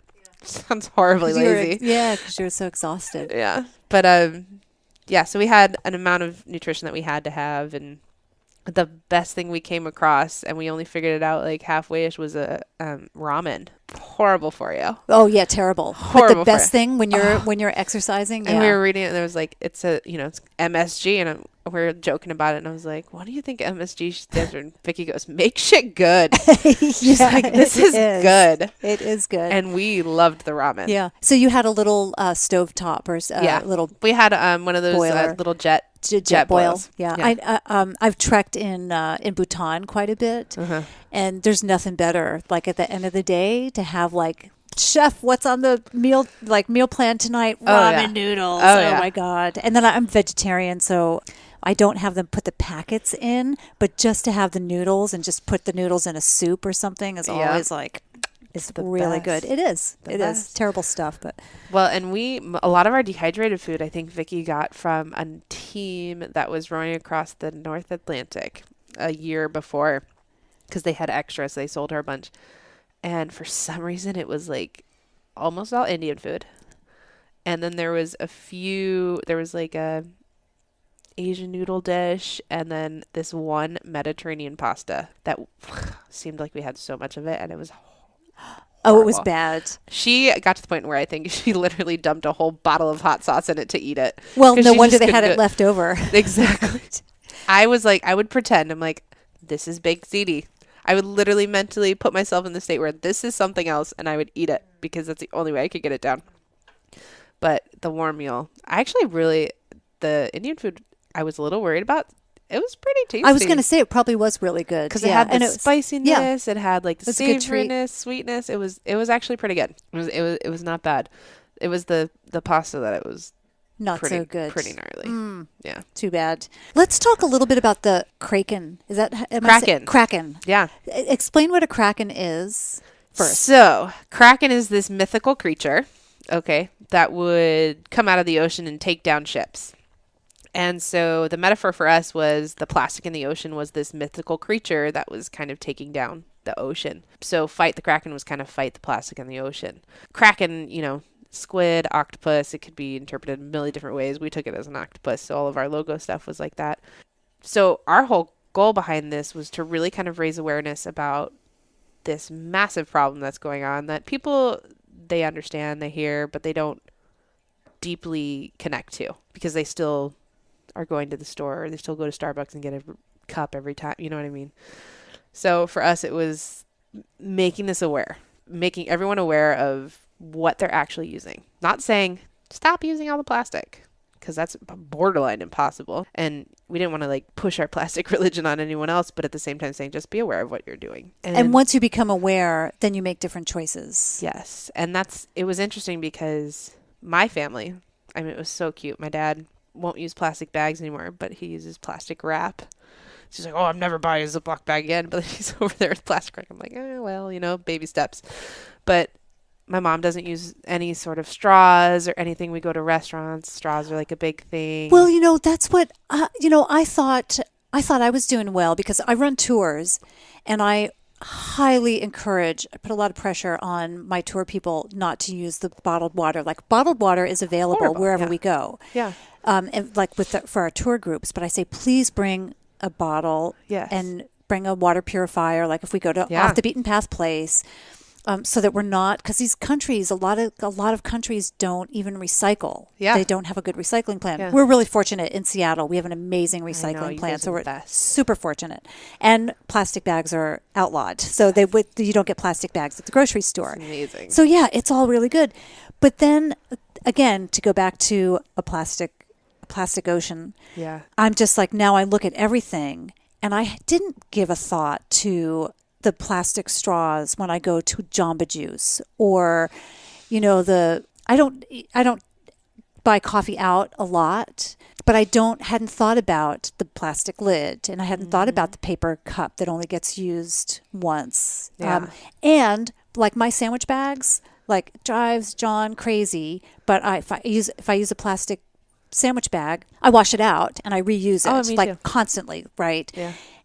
But the plastic wrap, like I never thought about plastic wrap either. So there's all this stuff like that whole single use thing. It's like really starting to, you watch that movie and then it really starts to sink in what you're seeing. So I'm with you on that. What drives me crazy is the plastic bags they put in produce section at the grocery store. Oh, I know. Because people literally, they use it to carry their vegetables home. I know. So, their cucumber. Right? And it drives me crazy. But I mean, I try my best to do what I can. And I try to, have Harmon get on board with that as well. And my family's actually, they do a pretty good job. But it just kind of has slowly trickled outward from that. The family I work for, like she's phenomenally environmentally sound. Like she tries her best to recycle everything, not use plastic. Like I love it. It's the best thing. That is great. Makes me so happy. So the idea, fight the Kraken. Yes. Is your website? Yes. And you still have information on the website? Yes. Okay. It's probably not updated because it's been a while. So you did Yeah. this in 2016. But it's all still there. Yeah, there's still information there that people can go check out for sure. And then I read somewhere, and it might have been on that website, which I thought was really interesting, is that not only is it the ocean kind of the monster in the ocean, but it's for lack of a better word, kind of the monster in all of us. Kind of we're constantly fighting that, right? And so did you think about that kind of going into this? Like I'm using really strong language here, but kind of fighting the demon or challenging yourself, I think is probably a better way. Like, were you really aware of that before you did the trip of like, yeah, I am fighting my own kraken here? Yeah. The whole backstory behind that is like, I've had a very tumultuous rowing career. I've always been pretty successful, pretty confident in it. Rowing is what gave me my confidence just to kind of, I guess, be the person I am now. But it kind of culminated in my senior year of college where I was as fast and fit as I could possibly be. And we ended up going to NCAAs. We were ranked number 3, number 1. Like we were going to do great. And we got to NCAAs, and for other circumstances we ended up 6th or 7th or something horrible. And it was devastating to me. And so I felt like I had this unfinished business, right? So I had this unfinished business in rowing. And I had started coaching at that point, or right after that, and that became successful. And I was doing really well with coaching. I was like, okay, well, maybe this is my way to recover my rowing career. And so then I started winning and doing really well. And then with the high school level, and then I came to USC, and that was another massive challenge. But I started doing better than they had done before. So I was like, okay, maybe I'm having a little success. So it's been this constant battle of trying to find my success in my career, my rowing career, because I've worked so hard for so long. Like it had to happen.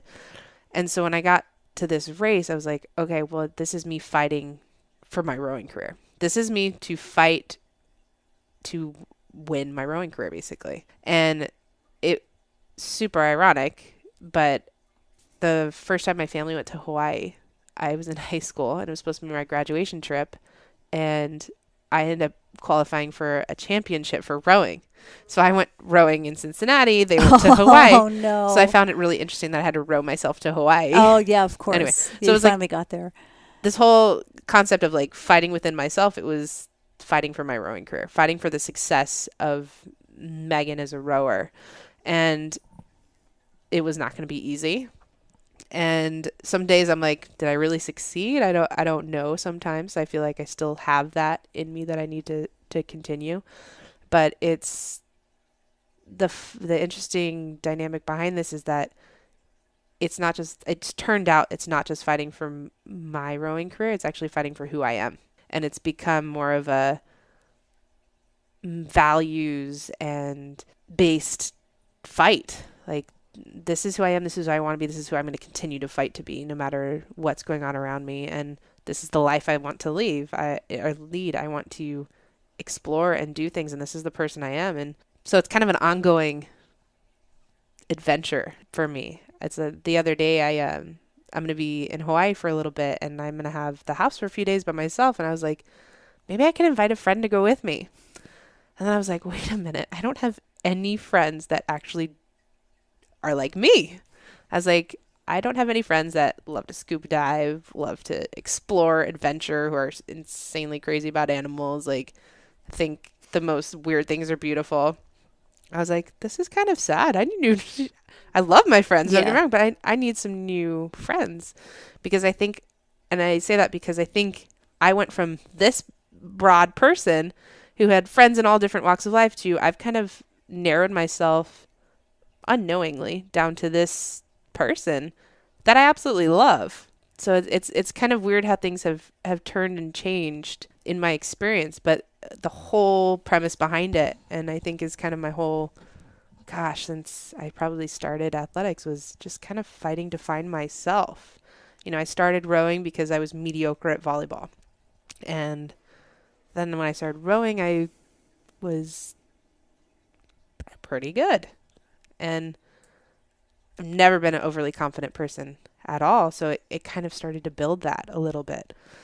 And so then it was like, okay, well, now I got to figure out how good I am. So let's do the junior national team thing. And okay, well, now I'm getting recruited. So let's figure out how good I am there. And, now I'm a captain. And so I've always had like this internal battle of finding myself. And I don't think it ends. because now it's like, okay, well, now you're on your own. You're who you are. And where are you on that arc? So if I don't want to say that rowing is behind you, but you you worked at USC. Do you think you could go back to coaching? Like maybe not at USC, because it sounds like, if I'm interpreting this correctly, you enjoyed the coaching. Maybe the environment there wasn't the best. Correct. Is that so? Do you think you could go back to coaching? I've thought a lot about it, and I think given the opportunity, in the right place, I would totally go back to coaching, because I get self-fulfillment out of giving others the hope in themselves. So the athletes are what is there for me. It's not the winning the races. I mean, don't get me wrong. I absolutely love winning, and I'm horribly competitive to a fault, but seeing young women who are in a situation like I was, where they're not confident, they've walked into this sport, they're giving it a try, be able to achieve things. And that doesn't mean they have to be the best on the team, but to be able to achieve a self-accomplishment, a goal, that's so life-giving for me. I mean, I actually save every note, every letter, every card, every picture that any of my athletes give me. I have a whole box of it in storage, because that's what makes me happy. And finding that outside of coaching has been hard. I mean, I'm doing what I'm doing now because it's a lot of fun and it pays the bills. Is it long term? Probably not. This is not where I see myself in 10 years. But for right now, I'm having a blast, and I love it. And right now you're working as a personal assistant for a family, and they travel all over the place, like to Hawaii. So you get to travel with them. Is that right? Right. And I get to experience things that maybe I would never otherwise experience, a whole different lifestyle. So I'm really enjoying that. But I have thought, and it's kind of started to come up within the last few months, of I need a new challenge. Like maybe I need to go back to coaching and start that again. I'm so scared to do it because I've been out of it for 2 years, and unfortunately rowing coaching requires you to move. Especially in LA, there's not so many opportunities. So that's hard for me, because I am even now more so attached to my family than I ever was before. I feel like because of being away for 2 months, or just kind of getting older and my parents are getting older. I hope they don't hear that. But they're getting older. And don't tell them, because they don't know. They haven't noticed yet. But it scares me. And so of my siblings, there's 4 of us. I feel like I'm kind of the one that's there and going to be the person that's going to take care of them. So I don't want to move away and abandon them. Not that I think my siblings would abandon them, but I like being responsible for that. My sisters, before this row, I didn't have much of a relationship with them. And since this row, they've made an effort. I've made an effort, because I guess we understand the importance of each other. And so leaving them is difficult, because I feel like I'm just getting that relationship after 30 some years. Like I'm actually just establishing my relationship with my sisters. So that scares me. And then my brother, we're really close, but he's my brother. Mm-hmm. And he's kind of, doing his own thing. He's in his late 20s, and he's still, I don't want to say it because he might hear, but he's still super selfish. Mm-hmm. He hasn't he hasn't learned to understand the value of family yet. He thinks we're all just crazy and wants to get rid of us.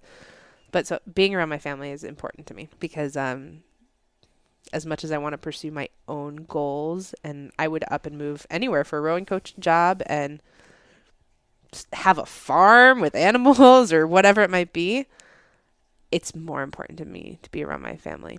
So I feel like I'm holding myself back in that sense, but at the same time, who knows? I feel like opportunities present themselves, and maybe I've been waiting and not as aggressive about it. Doug and I talk every once in a while. I'm like, Doug, is anyone leaving their job? This is our mutual friend, exactly. Who's at USC. Exactly. Yeah. And I was like, is anyone leaving their job? You have any ins for me?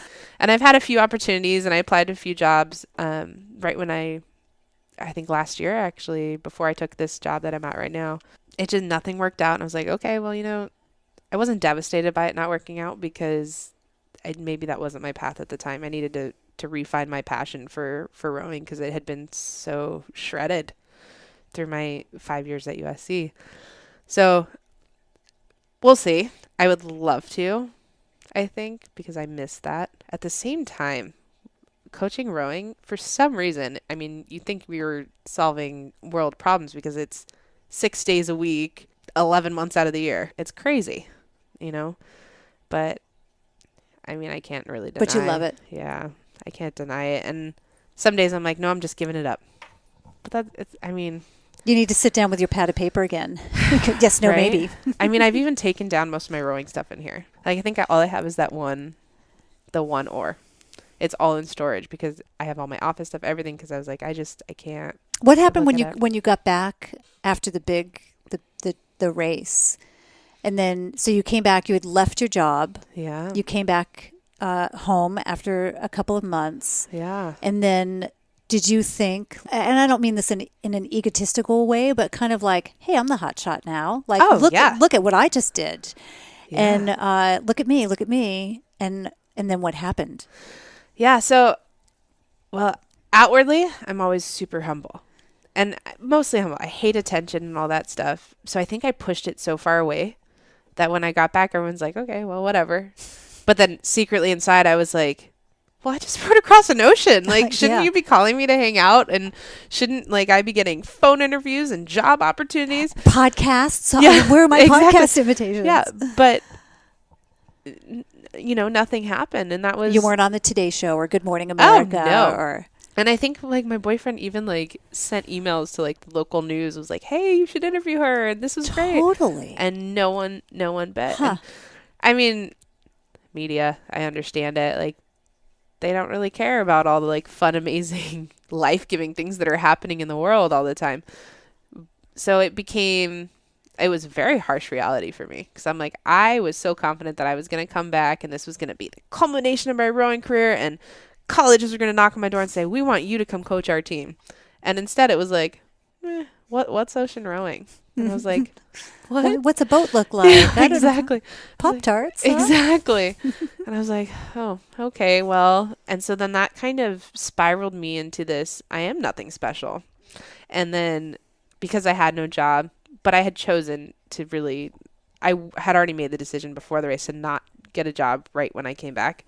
I was going to take 2 months, turned into 6, but it spiraled me into this horrible depression of I'm not anything different. I'm not anything important. I'm not any more special. I'm just in the struggle with everyone else. Whereas I thought I've put myself in a situation to be above that. And so for 6 months, it was hard. And I think it was harder on the people around me probably than me because they didn't know how to manage me. Because I was having these mental struggles from the post-race. I was having to deal with losing my best friend. I was having to... Meaning Vicky, your rowing partner. Yeah. You're not in touch with her. Let's just say that. Yeah. Okay. Because I, for whatever reason, I still don't know, that fizzled, and that was really hard for me because she was my person. Right, and she's the one. That's the one that you could talk to after the trip to talk stuff through. And she's the only one that knew everything that went on. I mean, and she knew the good, the bad, the ugly, and I was totally okay with her knowing that and having that dynamic. And so losing that was like getting the rug pulled out from under me, and that was really hard to wrap my brain around. So losing that relationship, not having a job or not having a purpose anymore. And that's actually what came to the core of it, was not having a purpose. Because my purpose was to coach kids and coach athletes and make them great, amazing, strong women and teach them they could always go a little beyond what they thought they could. And then it was, all right, well, Megan's going to go beyond what she could. And Megan rode an ocean. Great, wonderful. And then it was like, but what do I do now? Who am I supposed to be here for? And I think that's partially why I came back to my family so much, because then I could be something for them.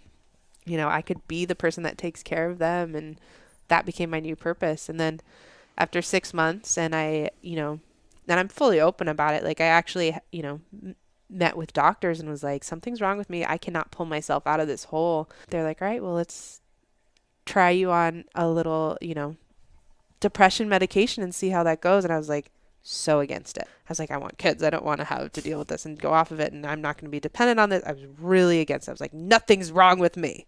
But actually coming to terms with that was the most helpful thing ever. And I had the most phenomenal therapist. Like, brilliant man.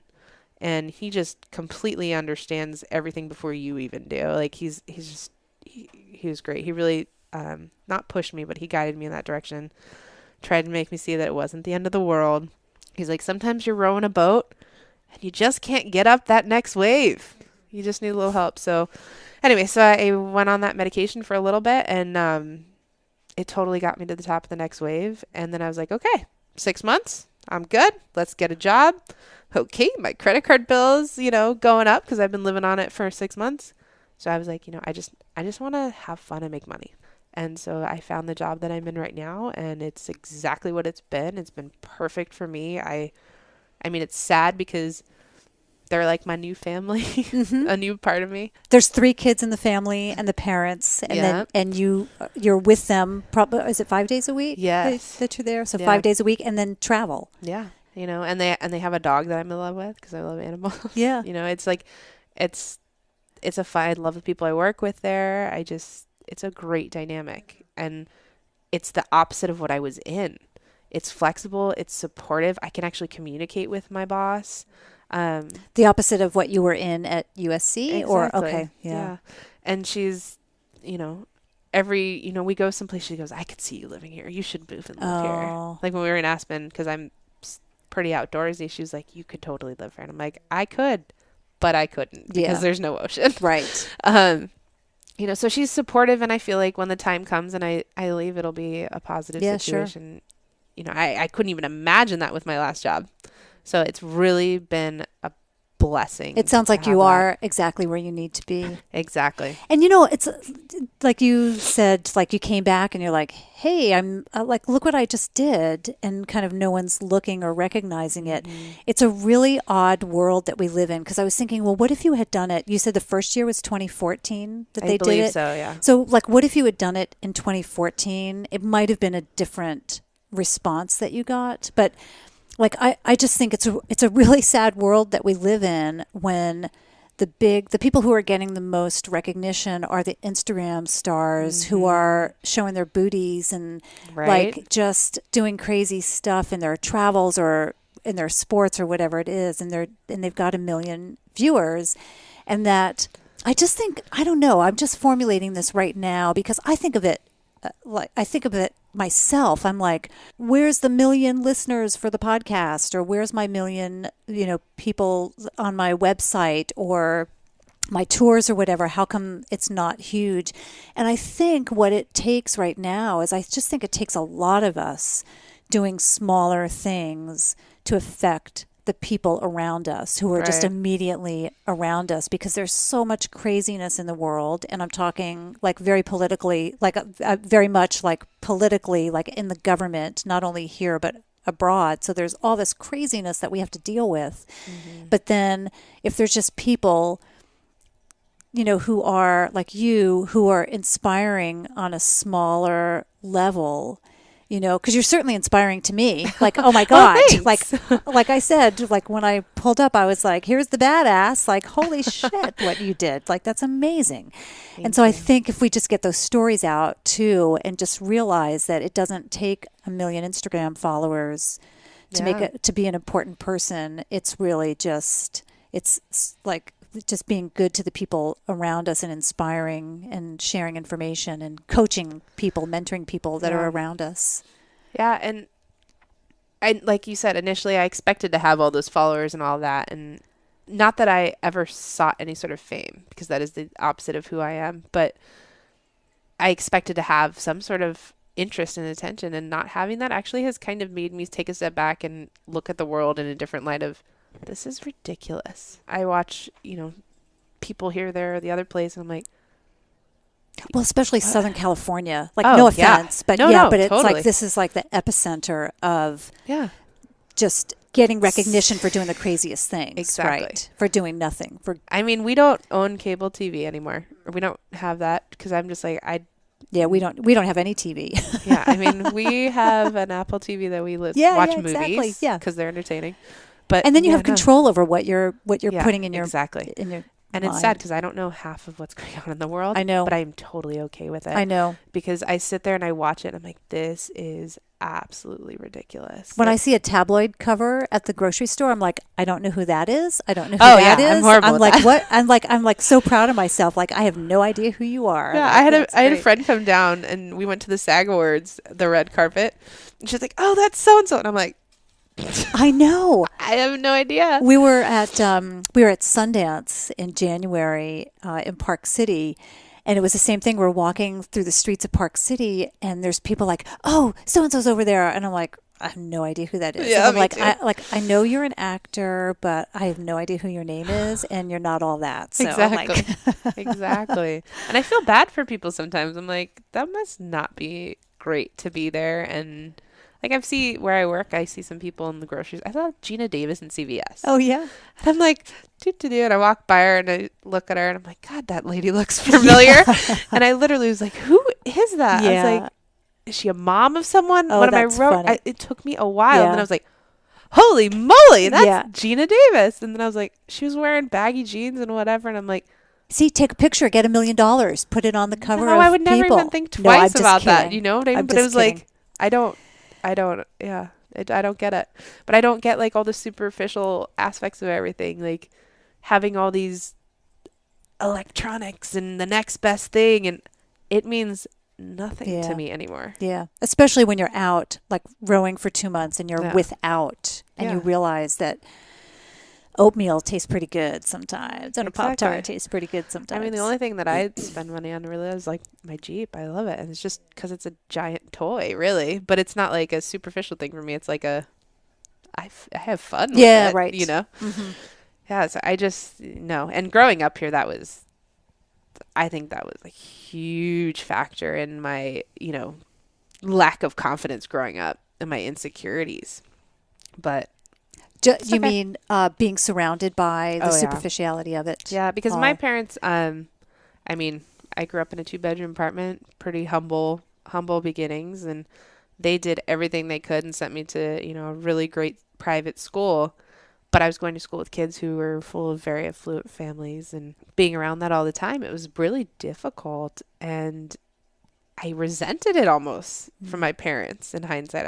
I think I actually told my mom, I was like, I couldn't stand going to school there because it hurt my soul. It didn't help me be the person I wanted to be.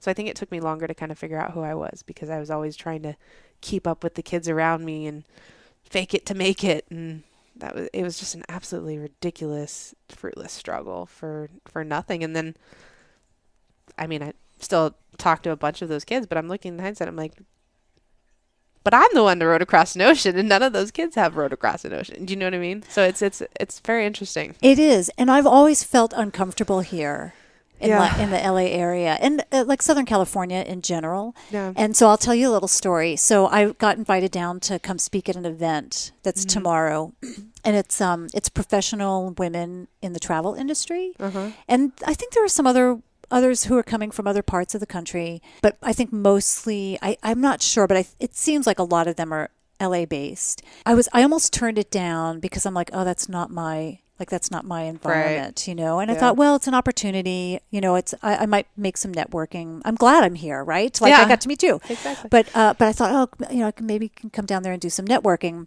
But it's like professional dress, like that's what they said. And the last time I had to dress professionally was I got invited to the White House at an event, and I actually had to buy clothes to go to the White House event. And there was a woman there who I've now come to know who like showed up at the White House in jeans, and I was like, damn, like why didn't I do that? Exactly. Like that, I should have done that. Like I should have done what was comfortable for me, even though we were told to dress professionally. So I'm having this struggle. I'm down here and I'm feeling self-conscious, and I'm feeling like not good enough. Yeah. Right. I'm going to walk into this room and I'm not going to have the designer clothes because I don't want the designer clothes. And so I'm going to go into this thing tomorrow where I'm speaking. I'm kind of thinking of dressing like how I dress, You like should. feeling like super like, because I'll walk in and I'll feel confident if Yeah. I'm dressed like this, Yeah. and I won't feel as confident if I if I bring the clothes that I had to get for the White House Exactly. event. But it's this funny thing that it's like that this environment, and Yeah. they could be the nicest women in the world. I don't know. I haven't met them, so I don't know what kind of environment it's going to be. But it's that kind of thing of like, oh my God, I feel like I'm 14 and Kelly and Betsy like always teased me when I was in middle school and middle school. And I'm like, oh my God, I feel like I'm 14 and I'm being judged, and here I am, 52 and I'm going to this event where I'm like, oh my God, they're going to look at my clothes kind of thing. So, but I feel like, and I've only recently, like people are more envious of individuality, like of people being themselves, right? Yeah. At least I am. Yeah. Well, you know what? So hold that thought for just a second. As John was driving me to the airport this morning, I told him this whole thing, and he said, "You know what? There isn't one person in that room who's walked 220 miles across Bhutan." And I was like, "Yeah, but nobody's going to know that. Like when I go into that room, no one's going to know that. It's different if they knew it." And I was there to talk about rowing across the ocean for 2 months or whatever. It's all in my head. So anyway, it's a really interesting.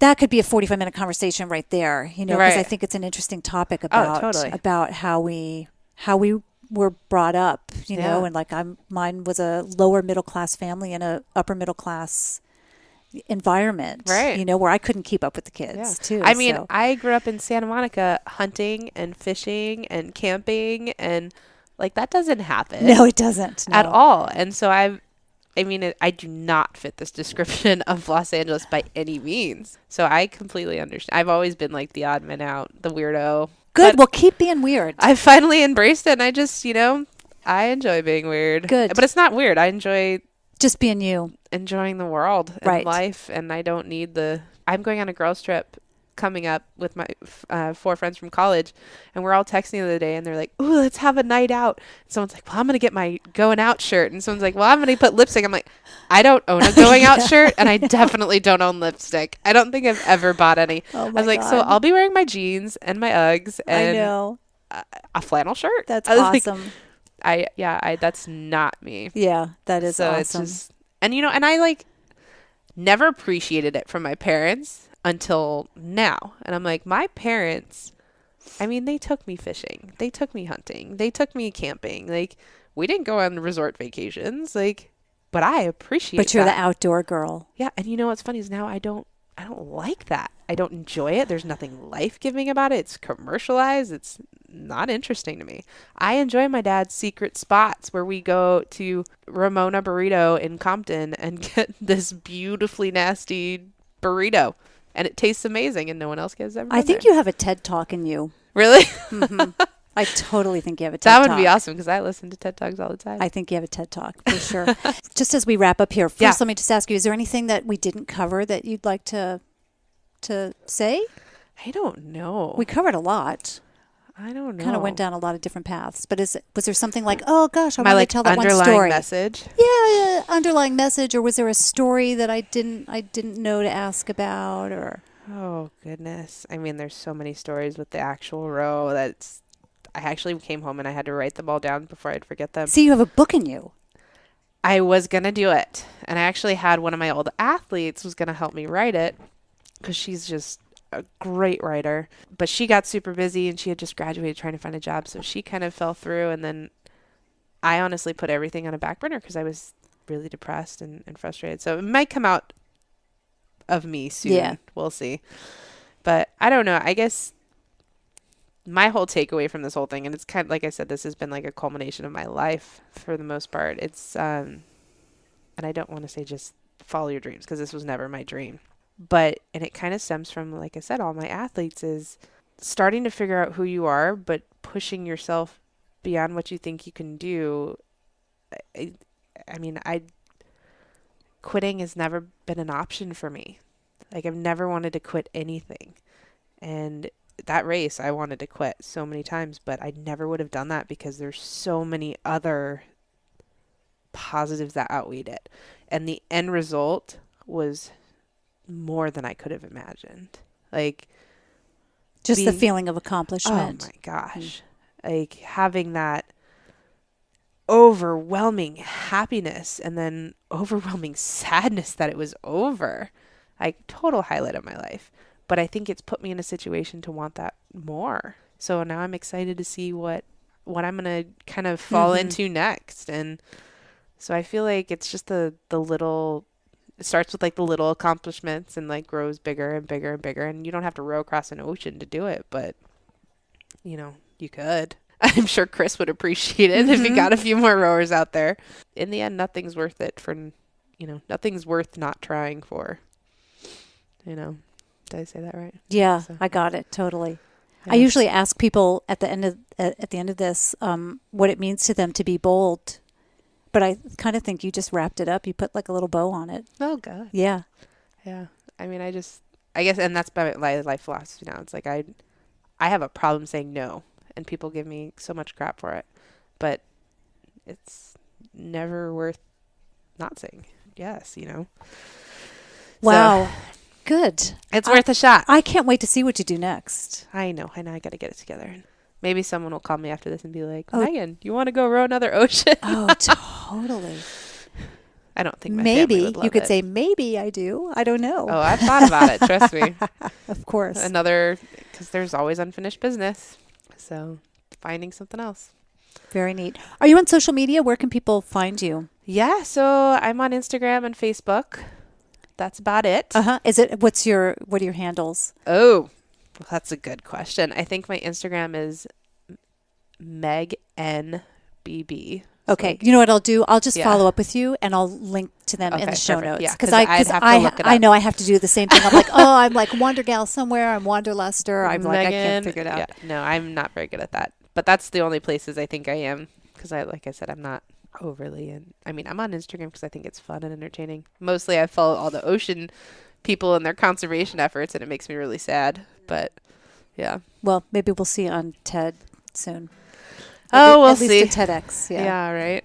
Good. We'll see. Well, thanks again so much. Appreciate it. It's great to Hey, chat with you. I appreciate you being Yeah. interested in it. Absolutely. Oh my gosh, I can't wait to see what you have next. What you have in store. Well, maybe I'm going to be coming on one of your trips.